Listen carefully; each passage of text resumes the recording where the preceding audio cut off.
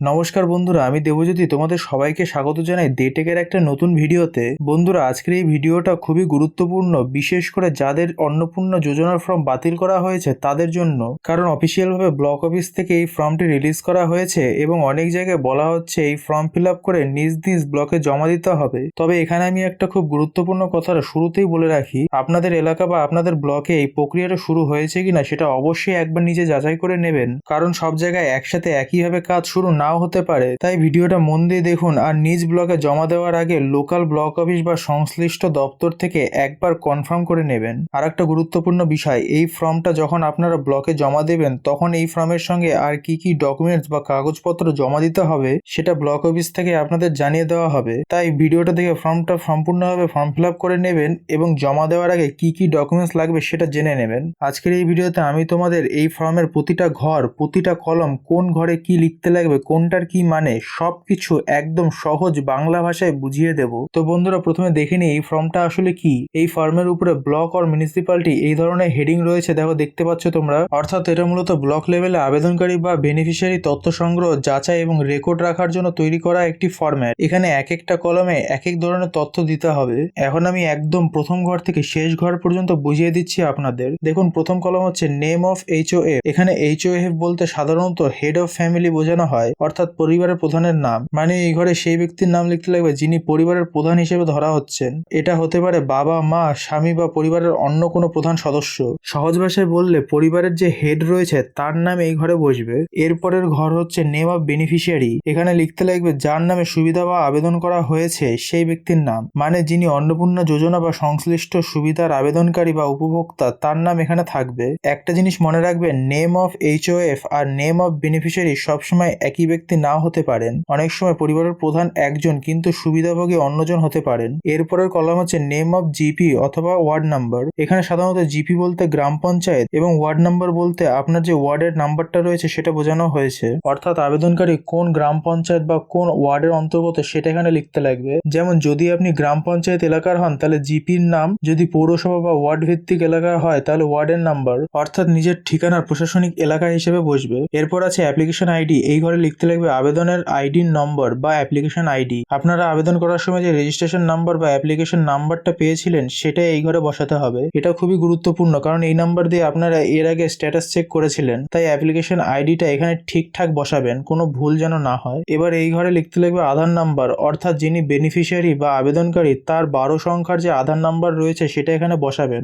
এখানে বিশেষভাবে সাবধান থাকবেন, কারণ আপনার আধার ভুল হলে ভেরিফিকেশন বা ডেটা ম্যাচ হতে সমস্যা হতে পারে। তাই আধার কার্ড দেখে দেখে নাম্বার লিখবেন। এরপর আছে এপিক নাম্বার। এখানে এপিক নাম্বার বলতে সাধারণত ভোটার আইডি নাম্বার বা ভোটার কার্ড নাম্বার যেটা রয়েছে সেটা বোঝানো হচ্ছে। অর্থাৎ আবেদনকারী বা বেনিফিশিয়ারি ভোটার কার্ডের নাম্বার এই ঘরে বসবে। যদি কারো এপিক নাম্বার থাকে সেটা ভোটার কার্ড দেখে লিখবেন। এই ঘরে বসাবেন মোবাইল নাম্বার। যে নাম্বার আবেদনকারীর সঙ্গে যুক্ত আছে বা যেই নাম্বারে যোগাযোগ করা যায় সেই নাম্বার এখানে লিখতে হবে। এখানে চেষ্টা করবেন সক্রিয় এবং ব্যবহারযোগ্য মোবাইল নাম্বার দিতে, কারণ ভবিষ্যতে যদি ওটিপি, ফোন কল বা অন্য কোনো আপডেটের প্রয়োজন হয় তাহলে এই নাম্বারটা কাজে লাগতে পারে। এরপর আছে ফর্মার LB বেনিফিশিয়ারি Y/N। এখানে মূলত দেখা হচ্ছে আবেদনকারী আগে লক্ষ্মীর ভান্ডারের বেনিফিশিয়ারি ছিলেন কিনা। এখানে Y মানে ইয়েস আর N মানে নো, অর্থাৎ যদি আগে এই ক্যাটাগরিতে বা সংশ্লিষ্ট তালিকায় বেনিফিশিয়ারি হিসেবে থাকেন তাহলে Y দিবেন, আর না থাকলে N দিবেন। এই ঘরে মূলত আগের লক্ষ্মীর ভান্ডারের সুবিধাভোগী স্ট্যাটাস বোঝানো হচ্ছে। এরপরের কলমে লেখা আছে AY benefited on 3rd June 2026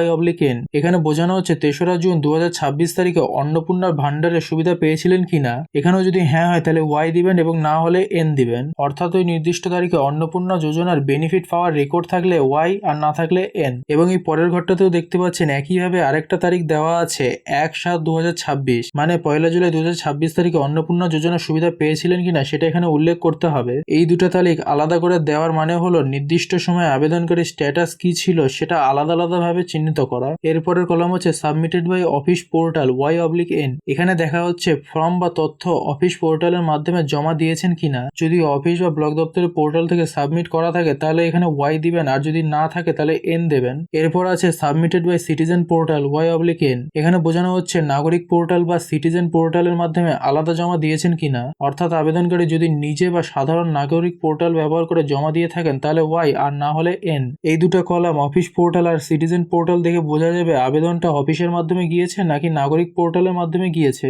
এরপরের কলাম হচ্ছে ডিজিটাইজ y/n। এখানে বোঝানো হচ্ছে তথ্য বা রেকর্ড ডিজিটাইজ হয়েছে কিনা।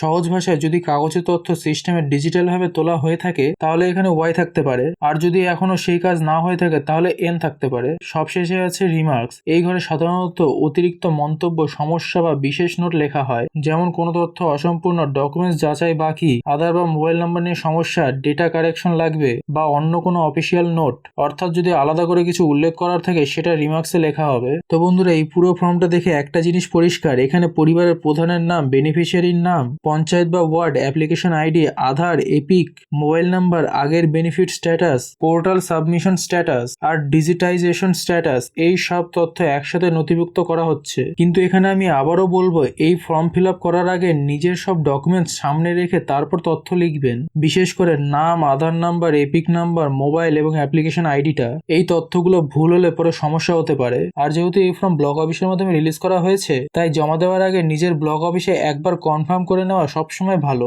আর এই ফর্মের সঙ্গে কি কি কাগজপত্র বা ডকুমেন্টস জমা দিতে লাগবে সেটা ব্লক অফিস থেকে আপনারা জেনে নিতে পারবেন। তাই আগে ব্লক অফিস থেকে পুরো নির্দেশিকাটা শুনে নেবেন, তারপর ফর্মটা একদম সঠিকভাবে পূরণ করে জমা দেবেন। আশা করি আজকের এই ভিডিওটাতে আপনারা পরিষ্কারভাবে বুঝতে পেরেছেন এই ফর্মের কোন ঘরে কি লিখতে হবে।